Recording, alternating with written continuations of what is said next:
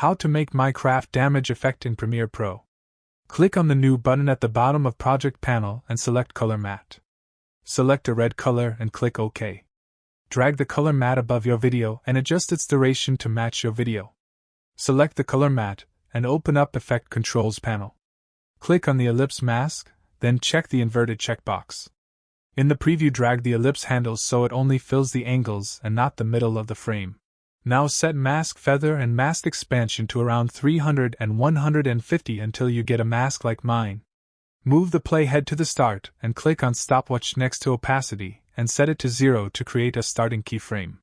Hold down the Shift key and press the right arrow key 3 times to go forward 15 frames and set opacity to 100. Select both keyframes and with Ctrl+C copy them, then go forward 15 more frames and with Ctrl+V paste them. Do this for how long you want the effect to continue.